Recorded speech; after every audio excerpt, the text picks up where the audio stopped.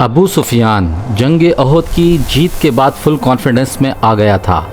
उसने मुसलमानों को ख़त्म करने के लिए सारे अरब से 10,000 की फ़ौज का लश्कर तैयार किया और 10,000 जानते हैं पूरे मदीना मुनव्वरा की आबादी, बूढ़े जवान बच्चे औरतें मिलकर भी 10,000 नहीं थे।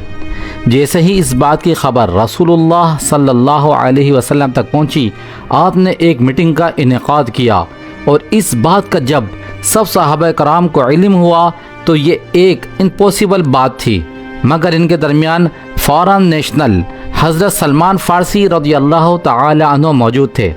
आपने मशवरा दिया, मदीना मुनव्वरा वैसे भी तीनों तरफ से पहाड़ों से सेफ है, मगर एक साइड मदीना मुनव्वरा की नादरन साइड है, अनसेफ है। इसमें अगर खंदक खोदी जाए तो फिर हम मुशरिकीन मक्का का मुकाबला किया जा सकता है।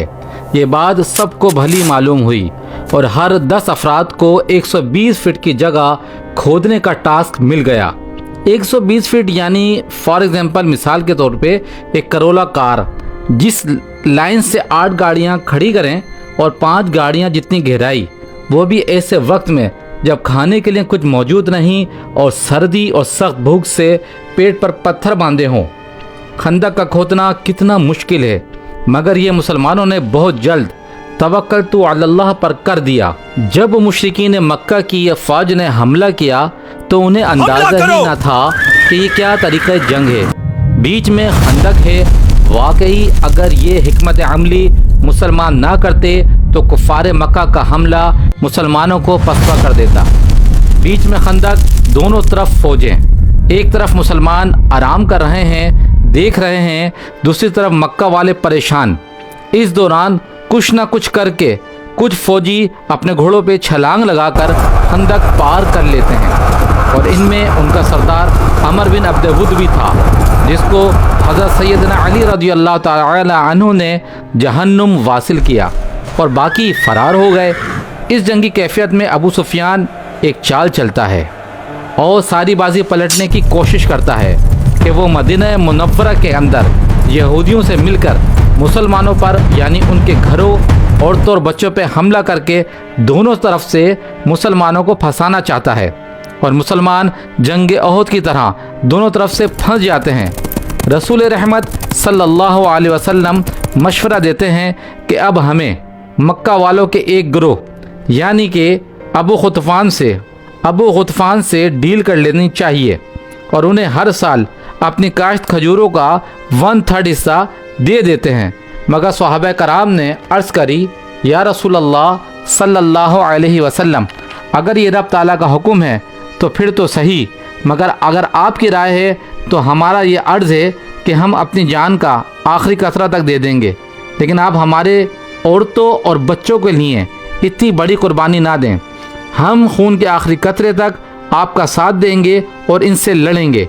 इंतहाई सख्त और मुश्किल घड़ी जब हर वक्त ख़तरा, रब की नुसरत और उसकी हिकमत के मक्के की फ़ौज से एक आदमी नईम बिन मसूद मुसलमानों से बात करते हैं और अबू सुफियान की चाल पलट कर रख देते हैं एक हाथ से और कहते हैं कि मुझे मोहम्मद सल्लल्लाहु अलैहि वसल्लम से मिलना है। और इजाज़त के बाद आप रसूल करीम अलैहि सलातु वस्सलाम से अर्ज़ करते हैं, ये बात किसी को मालूम नहीं, मैं मुसलमान हो गया हूँ, आप हुक्म करें मैं क्या कर सकता हूँ। अल्लाह के नबी ने फरमाया, जो मुमकिन हो हमारी मदद करो। उसने अर्ज़ करी, जी कोई मसला ही नहीं। इसके बाद वो मदीने के यहूदियों के पास जाता है और कहता है, तुम अरब वालों के साथ ना दो, वो वादा खिलाफ़ी करेंगे और अगर वो जंग हार गए तो मुसलमान तुम्हें ख़त्म कर देंगे। हाँ, मगर फिर भी तुम चाहते हो तो कुछ उनके आदमी उनसे मांग लो ज़मानत के तौर पर।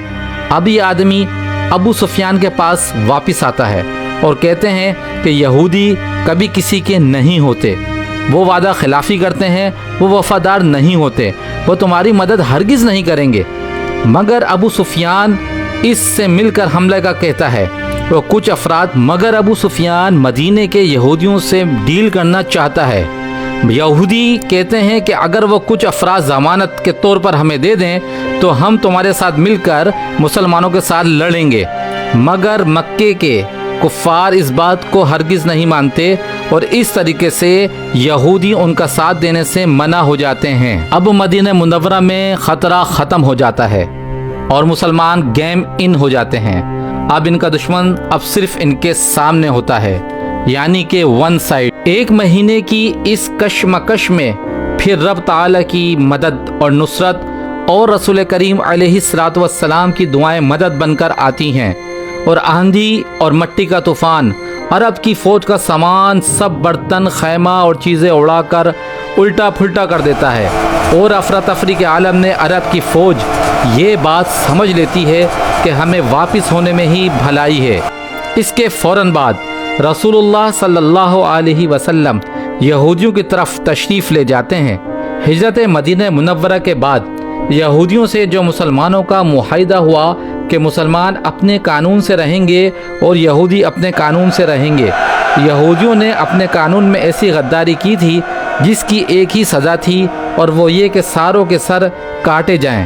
یہودیوں کے لیڈر نے ان کو یہ مشورہ دیا کہ ہم اپنی عورتوں اور بچوں کو قتل کرتے ہیں اور مسلمانوں سے لڑتے ہیں، مگر کسی نے بھی اس کی بات نہیں مانی۔ رسول اللہ صلی اللہ علیہ وسلم نے حضرت سعد رضی اللہ تعالی عنہ کو اس فیصلہ کرنے کا حکم دیا، اور حضرت سعد نے یہ فیصلہ کرا کہ ان کی عورتوں اور بچوں کو چھوڑ کر ان کے مردوں کو سر کاٹ دیے جائیں۔ یہودیوں کے قانون کے حساب سے یہ ایک کم درجے کی سزا تھی۔ اس کے بعد سارے عرب کو سمجھ آ گئی کہ مسلمانوں کے ساتھ اب کوئی کچھ نہیں کر سکتا۔ مسلمان پہلی بار ایک آزاد مضبوط ملک بننے لگے، اور رسول کریم علیہ الصلوۃ والسلام ایک عظیم ترین لیڈر صلی اللہ علیہ وسلم